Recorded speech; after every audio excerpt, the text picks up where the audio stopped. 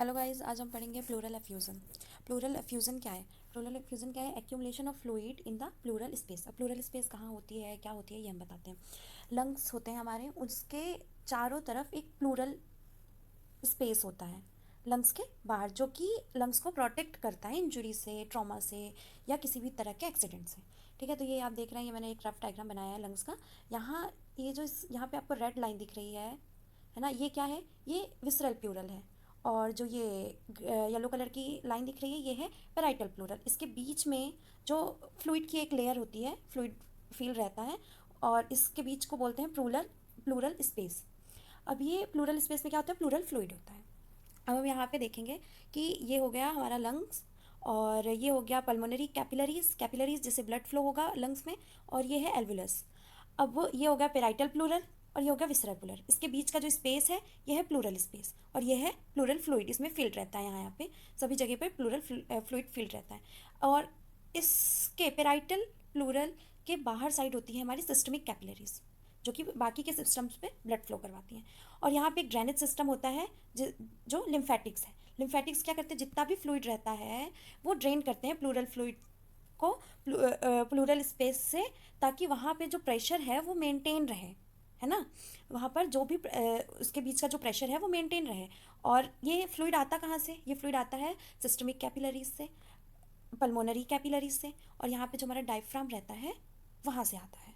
Abdomen के diaphragm, abdomen के यहाँ पे जो डायफ्राम रहता है ऊपर, इसमें होल्स होते हैं, वहाँ से ये सारा फ्लूइड यहाँ पे आके इकट्ठा हो जाता है, और ऐसे करके ये अपना सिस्टम बन जाता है। वैसे जो प्लूरल फ्लूइड रहता है ना गाइस, ये हमें हेल्प करवाता है। जैसे अचानक से कोई एक्सीडेंट होता है हमारा, तो डायरेक्ट रिब्स पे प्रेशर ना पड़े, ब्रेक डाउन ना हो, फ्रैक्चर ना हो, इस वजह से वहाँ पे फ्लूइड रहता है, और वो कहीं ना कहीं हमें हेल्प करता है, हमारी रिब्स को प्रोटेक्ट करता है। तो एक्टिविटीज़ जिसकी वजह से, वो कौन सी एक्टिविटीज़ है जिसकी वजह से वहाँ पे फ्लूइड का एक्यूमुलेशन अचानक से बढ़ जाता है?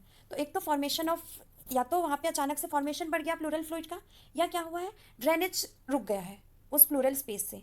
तो ये देख रहे हैं आप, ये सिस्टमिक कैपिलरीज है हमारी, और ये पल्मोनरी कैपिलरीज है, और ये हमारा हो गया पेराइटल प्लूरा, और ये हो गया विसरल।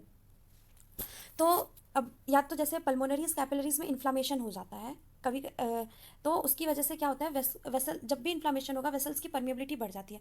मतलब कि इन्फ्लामेशन होगा तो उस वेसल से फ्लूइड का बाहर आना शुरू कर देता है। तो जितना भी प्रोटीन होगा और फ्लूइड होगा वो ड्रेन करेगा प्लूरल स्पेस में।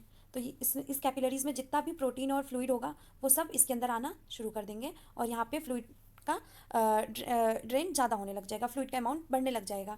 अब इसकी वजह से अब ये जो है यहाँ पे बढ़ेगा। अब इधर जो हमारी वेन्स हैं, तो उन पर प्रेशर पड़ेगा, प्रेशर पड़ते ही उनमें क्या होगा, उनका वीनस प्रेशर बढ़ जाएगा। जैसे ही उन पर प्रेशर पड़ेगा उनका वीनस प्रेशर बढ़ जाएगा। तो जो लेफ्ट साइड है, राइट साइड है, ये पल्मोनरी है, यहाँ से डायरेक्ट ब्लड जाता है हमारे हार्ट में।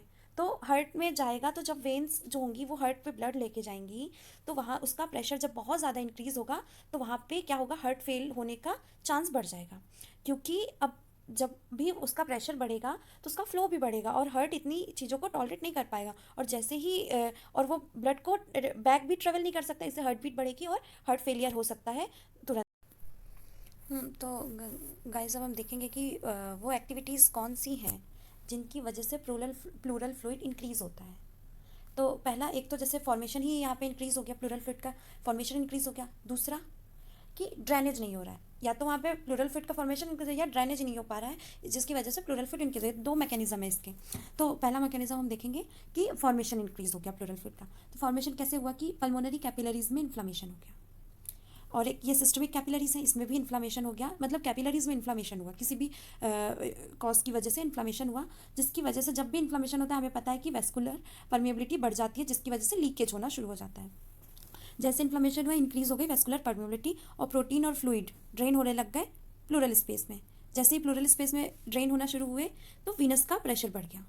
जैसे ही वीनस का प्रेशर हुआ बढ़ा, तो लेफ्ट और राइट साइड, क्योंकि लंग्स तो दोनों साइड है, और दोनों साइड ही ये स्टार्ट हुआ, दोनों साइड स्टार्ट हुआ, तो लेफ्ट और राइट साइड दोनों साइड ही एक तरह से प्रेशर बढ़ना शुरू हुआ, जिसकी वजह से हार्ट फेलियर हो सकता है। क्यों? क्योंकि प्रॉपर अमाउंट में ब्लड हार्ट तक पहुंच नहीं पाएगा, इसलिए। और जो एक बार ब्लड पहुंच भी गया हार्ट तक, वो वापस से ट्रेवल बैक नहीं कर सकता है, तो यहाँ इसकी वजह से हार्ट फेलियर हो सकता है। और हाँ, उसके बाद, हाँ, तो गाइस हम पहला तो देख चुके हैं, पहला मैकेनिज्म जिसमें हार्ट फेलियर हो रहा है और कैसे फ्लूइड का इंक्रीज़ हो रहा है, फॉर्मेशन कैसे हो रहा है। दूसरा प्रोसेस क्या है, दूसरा मैकेनिज्म क्या है कि डिक्रीज प्लाज्मा ऑनकोटिक प्रेशर। अब ये प्लाज्मा का ऑनकोटिक प्रेशर कैसे डिक्रीज़ होगा, ये होगा जब कैपिलरीज में प्रोटीन का लेवल कम हो जाएगा। तो प्रोटीन का लेवल जैसे ही ब्लड में कम हुआ, कैपिलरीज में कम हुआ, सारा का सारा फ्लूइड बाहर आने लग जाएगा, उस स्पेस में आना शुरू कर देगा, प्लूरल स्पेस में इकट्ठा एक्यूमुलेशन होने लग जाएगा, और जैसे ही लीक आउट होगा इंटरस्टिशियल स्पेस में फ्लूइड बढ़ जाएगा। इसकी वजह से भी प्लूरल एफ्यूज़न का एक ये भी कॉज है। और दूसरा है decrease plural pressure. Plural pressure decrease हुआ, ये कब होगा, जब लंग कोलैप्स होगा उस टाइम पे होगा। तो ये क्या है, ये this are the some example जहाँ पर क्या होता है कि protein also move into pleural space. अब जैसे एक बार प्लूरल स्पेस के अंदर प्रोटीन मूव कर चुका, ठीक है, level causing increase in the protein level, जिसकी वजह से प्रोटीन का लेवल बढ़ गया है उस प्लूरल स्पेस में। तो जब भी जो फ्लूइड होगा वो ड्रेन हो जाएगा लिम्फेटिक से, लेकिन ड्रेन होने के बाद भी जो प्रोटीन प्लूरल स्पेस में एक बार एक्यूमुलेट हो गया वो हो गया, अब वो वापस नहीं जाएगा, भले ही ड्रेनेज कितना भी हो जाए। लेकिन जो एक बार उसका protein level in a pleural fluid is not altered by clearance of fluid by lymphatics. Lymphatics clearance कर रही है, फ्लूइड का ड्रेनेज कर रही है, लेकिन प्रोटीन का लेवल इससे कम नहीं होगा, प्रोटीन का लेवल बढ़ा है तो वो बढ़ा ही रहेगा। ये इसकी वजह से भी क्या होता है, डिक्रीज प्लूरल प्रेशर, इसकी वजह से प्लूरल का प्रेशर डिक्रीज हो जाता है। और दूसरे मैकेनिज्म क्या है कि मैकेनिकल कंप्रेशन। मैकेनिकल कंप्रेशंस क्या हो जाता है कि जैसे लिम्फेटिक्स है, ये क्या कर रहा है, ये ड्रेन कर रहा है ना, ये ड्रेन कर रहा है, लेकिन क्या हो गया, इसमें कोई ऑब्स्ट्रक्शन आ गया, ठीक है, कुछ भी कोई भी एक ऑब्स्ट्रक्शन जिसको ग्रैन्युलोमा भी कहते हैं, ये क्या है कि ऑब्स्ट्रक्शन आया, अब इसकी वजह से ड्रेनेज प्रॉपर नहीं हो पा रहा है, तो इस कंडीशन में भी वहाँ प्लूरल स्पेस में फ्लूइड का एक्यूमुलेशन हो जाएगा।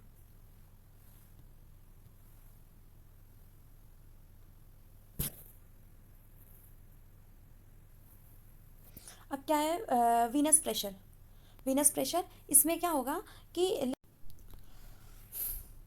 हाँ, तो हम गाइस और एग्जांपल्स देखेंगे जिसकी वजह से ये प्लूरल फ्लूइड इंक्रीज होता है। तो उसमें आ जाता है एक इंक्रीज वीनस प्रेशर इंक्रीज होता है, जितना भी ड्रेन हुआ एक फ्लूइड उसके अंदर प्लूरल स्पेस के अंदर, तो वो सब कुछ वापस लिम्फेटिक्स लेके जाएंगे उनको वेन्स के पास। अगर वेन्स का प्रेशर इंक्रीज हुआ, किसी भी कॉज की वजह से वेन्स में प्रेशर इंक्रीज होता है, तो वीनस सिस्टम में प्रेशर इंक्रीज रहता है, तो ये क्या कॉज करेगा कि लिम्फेटिक्स, इसकी वजह से लिम्फेटिक्स का प्रेशर भी इंक्रीज हो जाएगा, जिसकी वजह से वो जल्दी से क्विकली ड्रेन नहीं कर पाएगा, और इसकी वजह से यहाँ पे फ्लूइड का प्रेशर बढ़ जाएगा, प्लूरल एफ्यूजन कॉज होने लग जाएगा। Injury from chemotherapy, radiotherapy.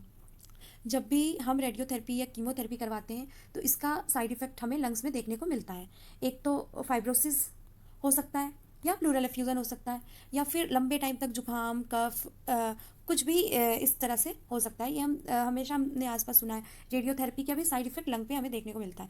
और ट्यूमर और कैंसर किसी भी ऑर्गन में हुआ और उसकी वजह से साइड ऑर्गन जो होता है, लंग्स होता है, वहाँ पर भी कई बार ट्यूमर्स होना स्टार्ट हो जाते हैं, और जिसकी वजह से ड्रेनेज प्रॉपर नहीं हो पाता या ऑब्स्ट्रक्शन होता है, तो वहाँ पर प्लूरल एफ्यूज़न में इंक्रीज़ होता है फ्लूइड। अब अदर कॉजेज में हम देखेंगे, एक तो pneumonia, tuberculosis infection, pulmonary infection, सब डायफ्रामेटिक डिसऑर्डर, उसकी वजह से भी प्लूरल एफ्यूज़न में फ्लूइड इंक्रीज हो जाता है। अब इसका क्लिनिकल फीचर क्या है कि शॉर्टनेस ऑफ ब्रीथ, कुछ भी कोई भी इन्फेक्शन हो लंग्स में, कोई भी प्रॉब्लम हो, तो सबसे पहले हमारी ब्रीथिंग पे इफेक्ट पड़ेगा। तो पहला क्या होगा, शॉर्टनेस ऑफ ब्रीथ और डलनेस ऑन परकशन। जब भी हम फिजिकल एग्जामिनेशन करेंगे लंग्स का, तो वहाँ पे क्या फील होगा, हमें डलनेस फील होगा। चेस्ट वॉल की मूवमेंट जो होगी वो डिक्रीज हो जाएगी। हमारी चेस्ट वॉल जो काफ़ी फ्लेक्सिबल है, हम अच्छे से सांस ले रहे हैं, सारी चीज़ें अच्छी हैं, उनमें मूवमेंट है, तो वो क्या हो जाएगी, एक तरह से डिक्रीज हो जाएगी, उतनी अच्छी नहीं रहेगी। ऑस्कल्टेशन में हमें ब्रीथिंग साउंड कम सुनाई देगा, उतने अच्छे से सुनाई नहीं देगा। चेस्ट पेन, प्लूराइटिक और नॉन प्रोडक्टिव कफ और डिस्निया, ये सारी चीज़ें हमें देखने को मिलेंगी इसमें। तो हम आगे बढ़ते हुए इन्वेस्टिगेशंस में देखेंगे, जिसमें कि चेस्ट एक्सरे आएगा। चेस्ट एक्सरे में क्या होगा, जैसे ये आपने एक्सरे करवाया, तो अब इसमें क्या होगा, जैसे दोनों इसमें चेस्ट आएंगे और यहाँ पे ऐसे से, तो यहाँ पे काफ़ी सारा वाइट आपको फील होगा, जहाँ जहाँ पे प्लूरल एफ्यूज़न हो रखा है, यहाँ पे काफ़ी सारा वाइट सा रहेगा, है ना। तो ये जो वाइट है ना, ये फ्लूइड इंडिकेट करता है, और ये क्या है, क्रोस्टोफ्रेनिक एंगल है, कार्डियोफ्रेनिक एंगल है। कार्डियोफ्रेनिक एंगल लेफ्ट साइड में रहेगा, वहाँ पर पूरा वाइट वाइट रहेगा, ब्लर ब्लड सा रहेगा, ब्लंटिंग सा रहेगा। तो ये क्या ये हमें बताता है कि यहाँ पे फ्लूइड का एक्यूमुलेशन हो गया है। और हम फुल ब्लड काउंट करेंगे, लंग फंक्शन टेस्ट करेंगे और अल्ट्रासाउंड करेंगे, जिससे हमें यही इसके मेन इन्वेस्टिगेशन यही है। और बाकी अगर बहुत कुछ है तो सीरम एलडीएच टेस्ट करवा सकते हैं, और बहुत सारे टेस्ट हैं जो कि हम ले सकते हैं। अब मैनेजमेंट हम कैसे करेंगे? पहले तो हमें डिस्कवर करना है कॉज, जिसकी वजह से यहाँ पर एक्यूमुलेशन हुआ है फ्लूइड का।